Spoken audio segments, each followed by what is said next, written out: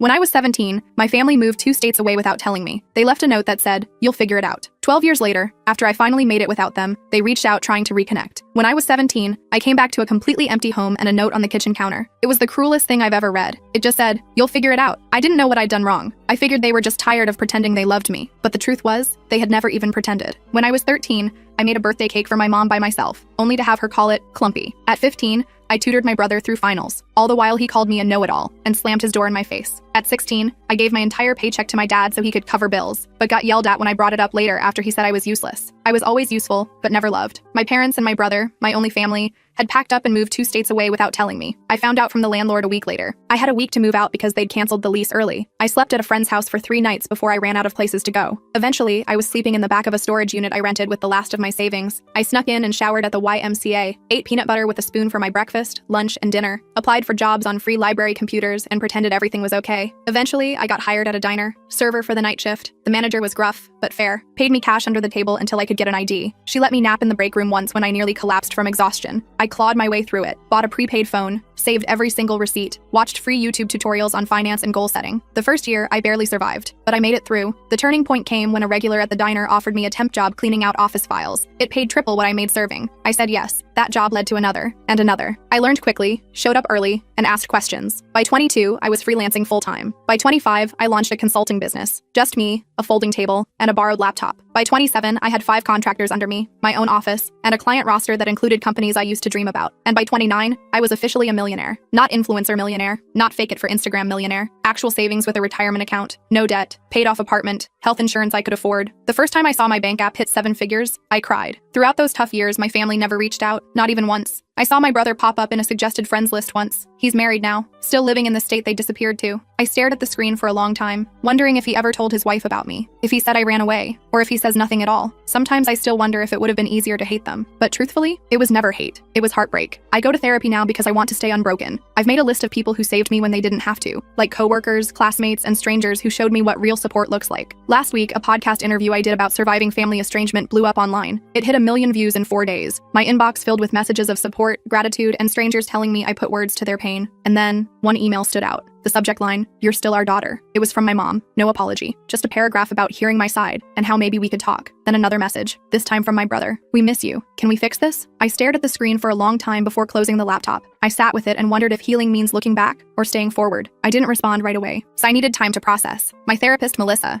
suggested I take at least a week before making any decisions. "Give yourself space to feel whatever comes up," she said during our session. "There's no rush to respond." So I did. I focused on work, went to the gym, had dinner with friends. Normal stuff. But those emails haunted me. I kept opening them, reading them, closing them again. My mom's message felt cold, clinical almost, like she was reaching out to a distant acquaintance. My brother's was shorter but somehow felt more genuine. I couldn't stop thinking about them. After 10 days, I decided to reply to my brother first. Just something simple. I wrote, "It's been 12 years. What changed?" Then I hit send before I could overthink it. His response came within an hour. He said the podcast made him realize what they'd done. He claimed he was only 15 when they left me, that he didn't have a choice, that he'd always wondered about me, that he'd looked me up online a few times over the years but never had the courage to reach out, that seeing me successful made him proud. I didn't buy it. Not completely. If he'd been so concerned, why wait until I was publicly successful? I asked him exactly that. His next email was longer. He admitted that money was tight for them, that my parents' business had failed, that his wife was pregnant with their second child, that medical bills were piling up. I felt my stomach drop. There it was, the real reason. I didn't respond for another week. Then my mom sent a follow-up email with old family photos attached. Pictures of me as a baby. Pictures of us at the beach when I was maybe 5 or 6. Pictures of me and Michael building a snowman. Happy moments that felt like they belonged to someone else's life. At the bottom of the email, she wrote, "We made mistakes. We want to make amends." I showed the emails to Melissa during our next session. She reminded me that I was in control, that I could set boundaries, that I didn't owe them anything. But she also said that closure might help me move forward, whether that meant reconciliation or a final goodbye. I nodded along, but inside I felt conflicted. Part of me wanted to tell them to go to hell. Another part wanted to understand why they left me. And a tiny, stupid part of me still wanted them to love me. I decided to meet my brother first. Just him. No parents. We arranged to meet at a coffee shop in Chicago, halfway between where we both lived. I flew in that morning, checked into a hotel, and tried to calm my nerves. I almost canceled 3 times. But at 2 p.m., I walked into that coffee shop and saw him immediately. He looked older, heavier, with a receding hairline, but his eyes were the same. He stood up when he saw me, awkward and uncertain. I didn't hug him. We just sat across from each other with our coffees, like strangers. The first 20 minutes were painful. Small talk about the weather, about my flight, about his drive. Then he started apologizing. "Emma, I'm so sorry," Michael said, his voice cracking. "I was just a kid when it happened. I didn't know they they were planning to leave you behind until it was too late. I was too scared to stand up to them. I just listened, watching his face for signs of deception. He seemed sincere, but I'd been fooled before. I asked him the question that had haunted me for 12 years. Why me? Why was I the one left behind? He looked down at his coffee. They always saw you as the strong one, the independent one, the one who would be fine.